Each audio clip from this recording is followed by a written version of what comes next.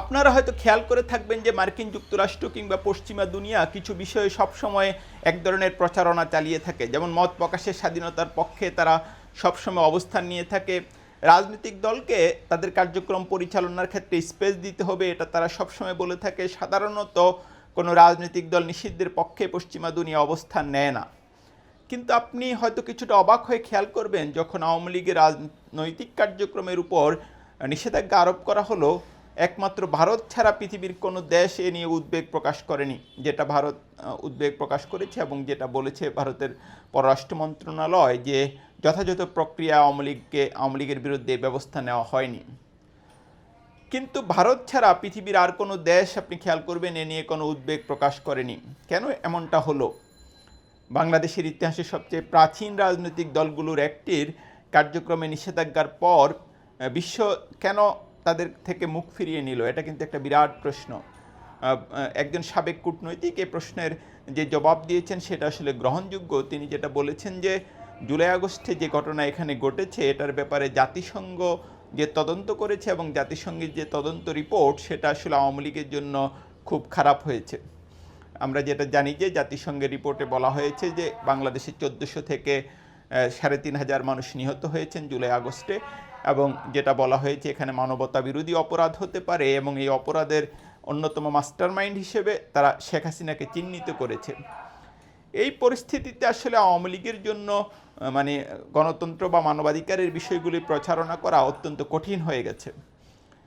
তারপর এখন যেটা যেটা সর্বশেষ ঘটনা বুধবার আমরা দেখলাম, জাতিসংঘের যে ঢাকায় আবাসিক সমন্বয়কারী গোয়েন লুইস, তার একটা বক্তব্য আওয়ামী লীগের জন্য রাজনীতির জন্য খুব সম্ভবত আরও খুব খারাপ বার্তা নিয়ে এসেছে।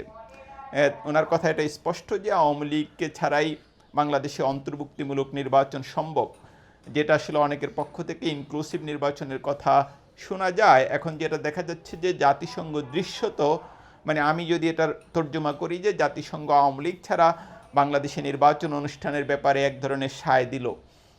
এখন গোয়েন লুইস কী বলেছেন ডিকাবের অনুষ্ঠানে সেটা আমি একটু আপনাদের পড়ে শোনাই। এই নিউজটা আমি নিয়েছি ঢাকা পোস্ট থেকে। সেখানে যেটা বলা হয়েছে, গোয়েন লুইস লুইসকে আওয়ামী লীগ নিষিদ্ধ নিয়ে অনেকগুলি প্রশ্ন করা হয়। এসব প্রশ্নের উত্তরে তিনি যেটা বলেন যে আওয়ামী লীগ না থাকলেও জনগণের অংশগ্রহণ সঠিকভাবে হলে আগামী নির্বাচন অন্তর্ভুক্তিমূলক হতে পারে।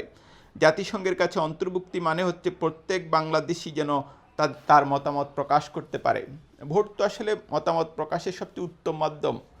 এখন বাংলাদেশের মানুষ এটাও সত্য ভোট দেওয়ার জন্য অপেক্ষা করে আছে এবং এখানে একটা সংস্কার প্রক্রিয়াও চলছে।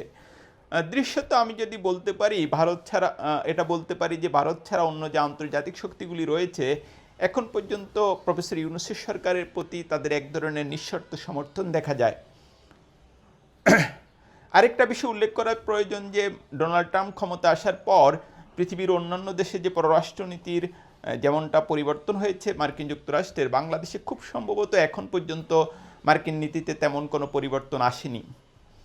এবং আওয়ামী লীগের সমর্থকদের মধ্যে এক ধরনের উচ্ছ্বাস ছিল, উল্লাস ছিল, এবং ভারতেও এক ধরনের উল্লাস ছিল। হয়তো ধারণা করা হচ্ছিল যে ডোনাল্ড ট্রাম্প ক্ষমতা আসার পর বাংলাদেশের ব্যাপারে বাইডেন প্রশাসনের নীতি উল্টে দেওয়া হতে পারে, কিন্তু এখন পর্যন্ত তার কোনো লক্ষণ দেখা যাচ্ছে না। সব মিলিয়ে গোয়েন লুইসের যে অবস্থান কিংবা জাতিসংঘের যে অবস্থান সেটা আসলে আওয়ামী লীগের রাজনীতিতে ফেরা আরও কঠিন করে তুলবে, এবং যারা এসব ব্যাপারে তৎপরতা চালাচ্ছেন তাদের জন্য সম্ভবত গোয়েন লুইসের এই বক্তব্যে একটা বার্তা। এবং এটা এখন নিশ্চিতভাবেই বলা যায় যে আওয়ামী লীগকে ছাড়াও যে অংশগ্রহণমূলক নির্বাচন সম্ভব এই ব্যাপারে জাতিসংঘের স্পষ্ট মতামত রয়েছে।